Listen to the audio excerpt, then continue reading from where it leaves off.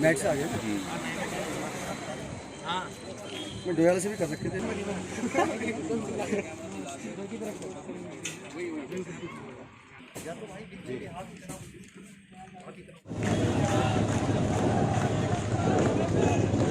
चलते रहो चलते रहो चलते रहो।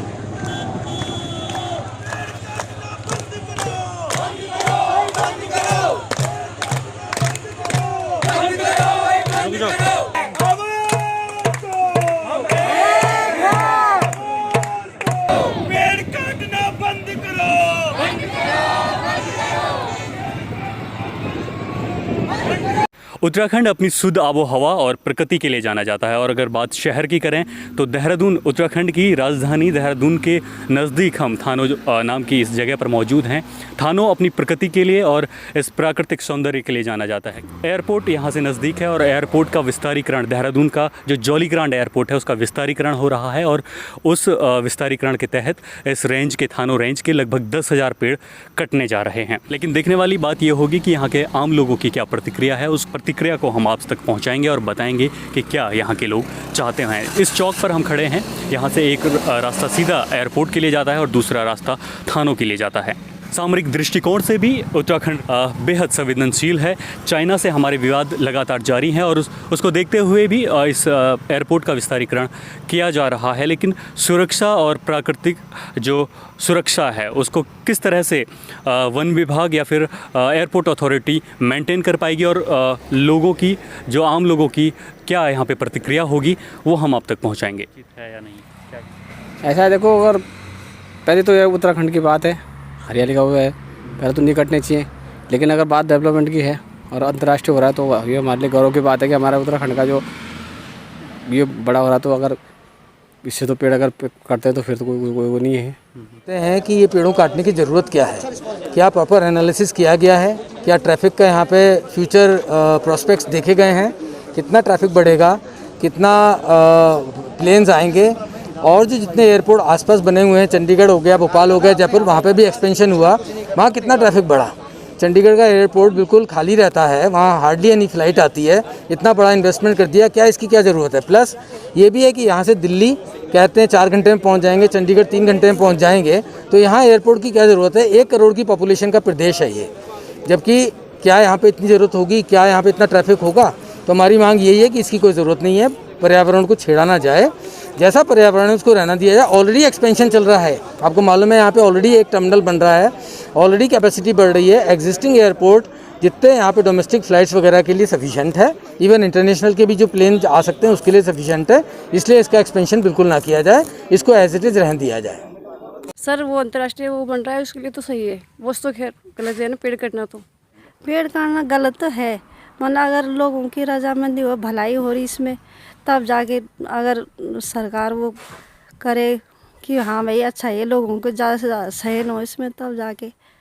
नहीं तो वैसे तो जंगलात वाले मना ही करते हैं, गलती होती है काटना ना। विस्तारीकरण तो अच्छी बात है और विस्तारीकरण होना भी चाहिए, क्योंकि ये थोड़ा सा पर्यटन के क्षेत्र से भी क्षेत्र काफ़ी अच्छा है और लोग यहाँ पे काफ़ी दूर दूर से आते हैं फ्लाइट से वैसे भी, और रोडें भी अच्छी हैं। और जहाँ तक पेड़ कटने की बात है तो पेड़ कटना हित में तो ऐसा पर्यावरण के लिए तो नुकसान है ही, पर हम ये चाहेंगे कि 10,000 कटने की जगह कम से कम 1 लाख नए पौधे रोपे जाएं, तो उसकी भरपाई आने वाले 2-4 साल 10 साल में हो सकती है, हमारा ये मानना है। और ये तो अच्छी बात है कि विस्तारीकरण हो रहा है, तो इंटरनेशनल फ़्लाइटें, और ये देहरादून के सेंटर और हमारे क्षेत्र के लिए बिल्कुल शहर के नज़दीक होने से ना सारी सुविधाएं सबको मिलेंगी। देखिए 10,000 पेड़ की बात नहीं है, अब हमें वर्ल्ड वार्न कर चुका है कि हमारे पास सिर्फ और सिर्फ 10 साल है इस पूरी धरती को बचाने के लिए। 10 साल बहुत कम होते हैं और ये आई थिंक शुरुआत है। देहरादून जैसा एक शहर अब जागरूक हो चुका है और हम यहीं पर इसको बचाने के लिए हैं, बिकॉज़ इसकी वजह से हम सांस ले पाते हैं। बाकी सारी चीज़ें हम अगर साइड में रखें कि जानवरों को बचाना है या नॉर्मल पर्यावरण को बचाना है, हम इसकी वजह से सांस ले रहे हैं और इसको बचाना बहुत ज़रूरी है। पर विस्तारीकरण होने से देखो पर्यटन हर चीज़ का क्षेत्र तो बढ़ता है, और वैसे इसमें पेड़ पौधे कटने से नुकसान तो है, प्रकृति का नुकसान है, और हमें पेड़ काटने का काफ़ी नुकसान होगा, तो उसके बदले हमें अधिक से अधिक पेड़ लगाने चाहिए। नहीं चलेगा, नहीं चलेगा, नहीं चलेगा, पर्यावरण से खिलवाड़ नहीं चलेगा, नहीं चलेगा, नहीं किसी से भीख मांगते, पर्यावरण का अधिकार मांगते, नहीं किसी से भीख मांगते। बेसिकली क्या चीज़ है जो यहाँ पर आम पब्लिक का डेवलपमेंट है वो तभी आएगा जब यहाँ इंफ्रास्ट्रक्चर ग्रो करेगा। और हम चाहते हैं कि हमारी जो गवर्नमेंट आज काम कर रही है अबाउट दिस एयरपोर्ट और रोड्स और आगे का इंफ्रास्ट्रक्चर, हम चाहते हैं कि ये डेवलप हो आगे, ठीक है। अगर ये डेवलप नहीं होगा ना तो यहाँ के लोगों का डेवलपमेंट, तो बेसिकली चीज़ ये है कि जहाँ पर हमारे यहाँ पर जो उत्तराखंड के हमारे फार्मर्स काम कर रहे हैं और हमारे ये सब किसान जो काम कर रहे हैं, ये सब इतना इनके लिए रेवेन्यू जनरेट नहीं कर पाता जितना हमारा इंफ्रास्ट्रक्चर जनरेट करेगा। मेरा मानना है कि गवर्नमेंट इंडस्ट्रियलिस्ट को फ़ायदा पहुंचा रही है यहाँ पे। गवर्नमेंट एनवायरनमेंट के बारे में बिल्कुल नहीं सोच रही, बस उनको लग रहा है कि कैसे भी जो उनके रिलेटिव्स हैं, जो पॉलिटिशियन हैं, जो भी ऐसे लोग हैं जो उससे पैसा कमा सकते हैं, गवर्नमेंट उनको सपोर्ट कर रही है और इन्वायरमेंट को हार्म पहुँचा रही है। हम इन्वायरमेंट लाइक जो भी एनिमल्स हैं वो वहाँ पे रहते हैं, जो भी फार्मर्स हैं वो वहाँ से लकड़ी बीनते हैं, तो पेड़ काटना एक बहुत बुरी बात है। पेड़ों को, जंगल को बनाने में हज़ारों साल लगते हैं, 100 साल लगते हैं, उसको काट के गवर्नमेंट बहुत गलत कर रही है। प्लांटेशन तो बस एक बहाना होता है, एक्चुअली गवर्नमेंट को काटना होता है और गवर्नमेंट मतलब अपने जो भी इंडस्ट्रियलिस्ट दोस्त होते हैं उनको फ़ायदा पहुँचाती है। रीप्लांटेशन वगैरह एक जुमला है जो कि दिया जाता है, ऐसा कहीं पे कुछ नहीं होता। रीप्लांटेशन के नाम पे कोई पानी तक नहीं लगाता, पेड़ झूठे को पेड़ लगा देते हैं, उस पर पानी तक नहीं लगता और ये लोग ऐसे करके जो 100 साल में जो पेड़ वहाँ पे बने हैं, जहाँ लोग अपना वो जलाते हैं, जहाँ दुनिया भर के जानवरों का आशियाना है, उनको विस्थापित किया जा रहा है, उनको जगह नहीं मिल रही है, वो लोग वहाँ से डेफिनेटली फिर यहाँ पे ना ऐसे ही होता है जैसे केरला में हुआ कि हाथी रोड पे जा रहे थे, वो मार दिए। क्यों वो रोड पे क्यों जा रहे थे? वो रोड पे इसलिए जा रहे थे क्योंकि उनके पास ज़मीन नहीं थी। हम लोग धीरे धीरे करके जो भी जंगल की ज़मीन है उसको काटते जा रहे हैं। हम लोगों को आज के टाइम में याद रखना चाहिए, हम उस कंट्री के लोग हैं जहाँ पे चिपको जैसे मूवमेंट चलाए गए थे पेड़ों को बचाने के लिए, पर आज के टाइम में हम लोग क्या कर रहे हैं, इन्वायरमेंट के नाम पर और ज़्यादा चीज़ों को काटते जा रहे हैं। हम लोग बोल रहे हैं मेट्रो इको फ्रेंडली है, ट्रेन इको फ्रेंडली है, ठीक है, सब चीज़ें इको फ्रेंडली लाते जा रहे हैं, पर वहाँ पर दूसरी तरफ इन्वायरमेंट को हार्म पहुँचाते जा रहे हैं, तो ये बहुत गलत है।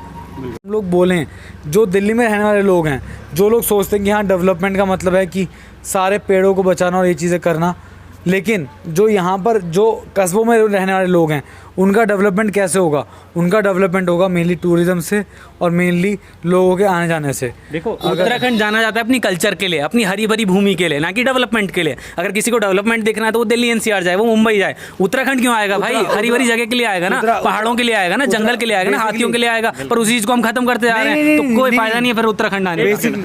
हाँ जी, बेसिकली क्या चीज़ है कि हम लोग जो बेसिकली उत्तराखंड के लोग हैं वो लोग चाहते हैं कि यहाँ पर डेवलपमेंट आए, लेकिन सस्टेनेबल डेवलपमेंट आए।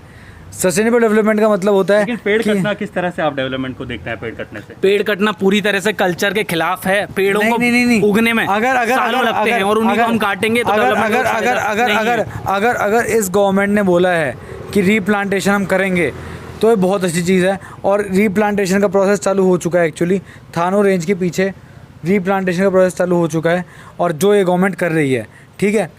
अगर बेसिकली चीज़ ये देखी जाए कि अगर वो लोग प्लास्टिक जनरेट वेस्ट करना बंद करें तो हम लोग अपने डेवलपमेंट के लिए फ़ायदा सोच पाएंगे। जैसे इन्होंने बोला प्लास्टिक वेस्ट इसलिए आता है क्योंकि वहाँ पे रोड पहुँचती हैं। अब ये फॉरेस्ट कटेगा, वहाँ पे रोड पहुँचेंगे, वहाँ पे एयरपोर्ट पहुँचेगा। कुछ जगह पे ना ज़रूरत नहीं होती है फालतू का एयरपोर्ट बनाने की या रोड पहुँचाने की। वहाँ पे होता क्या है, वहाँ का जो, तो आपका कहना ये है, आपका कहना बेसिकली ये है कि जो यूपी दिल्ली के लोग हैं, हरियाणा के लोग हैं, वो लोग एनवायरनमेंट के बारे में ना सोचें, सिर्फ गंदगी फैलाएं और उत्तराखंड के लोगों की जिम्मेदारी है, उत्तराखंड के लोगों की जिम्मेदारी है कि गंदगी को संभालें। नहीं, उत्तराखंड के लोगों की जिम्मेदारी नहीं है। उत्तराखंड के लोगों की जिम्मेदारी इतनी है बस कि अपने एरिया को देखें कि साफ़ सुथरा है या नहीं है। जो लोग खच्चर से जा रहे हैं टेम्पल के टॉप भोगपुर तक, क्या उन लोगों का हक नहीं है जीने का? उनका हक है जीने का। उनके लिए रोड प्रोवाइड होनी चाहिए और सरकार, कुछ जगह पे हम लोगों को रोड्स की या एयरपोर्ट्स की ज़रूरत नहीं है। वहाँ पे सीमेंट को ज़्यादा बेचने के लिए रोड्स और एयरपोर्ट्स बनाए जा रहे हैं, क्योंकि सीमेंट कौन बेच रहा है? हमारे पॉलिटिशियन, तो उनकी सेल्स बढ़ेगी, इसलिए रोड्स, एयरपोर्ट्स, ये सब चीज़ें बनाए जा रहे हैं। ज़रूरत नहीं है। हमारा कल्चर, हमारी वो सब इन्वायरमेंट, वो सब हाथी लोग कैसे बचेंगे? क्योंकि वहाँ तक हम ह्यूमन्स पहुँचेंगे नहीं। जहाँ ह्यूमन्स पहुँचेगा वहाँ प्लास्टिक पहुँचेगा, जहाँ प्लास्टिक पहुँचेगा वहाँ पे इन्वायरमेंट खराब होगा। तो कुछ जगह पे हमको रोड्स खराब करने की या जंगल काटने की ज़रूरत नहीं है। वहाँ पे हम जंगल काटते जा रहे हैं, रोड्स बनाते जा रहे हैं अपने सिर्फ अपनी मटेरियल को बेचने के लिए। वहाँ पे ज़रूरत नहीं है, वहाँ पे हमको इन्वायरमेंट बचाना है। यहाँ ऐसी जगह पे हमको फालतू का एयरपोर्ट बनाने की जरूरत नहीं है, ऑलरेडी जो है वो काफ़ी अच्छा है, वो भी भरा हुआ नहीं रहता है। बेसिकली चीज़ ये है, जो जॉलीग्रैंट एयरपोर्ट है अभी देहरादून में, वहाँ पर बहुत सारे फ्लाइट में आने वाले लोग कंजस्टेड फील करते हैं, गंदा फील करते हैं। और बेसिकली चीज़ ये है, अगर हम सस्टेनेबल डेवलपमेंट करें तो हम उत्तराखंड का नुकसान भी नहीं पहुंचाएंगे, और साथ साथ यहाँ पर आने वाले पर्यटकों को, यहाँ पर आने वाले जॉब करने वालों को हम लोग सुविधा दे पाएंगे। हरियाणा से आए इन युवाओं का कहना है कि उत्तराखंड में पेड़ बिल्कुल नहीं कटने चाहिए, क्योंकि उत्तराखंड में पेड़ों और पर्यावरण की ही वजह से हम उत्तराखंड घूमने आते हैं, और अगर पेड़ कट जाएंगे, पर्यावरण नहीं रहेगा, तो उत्तराखंड आने का मतलब ही क्या होगा।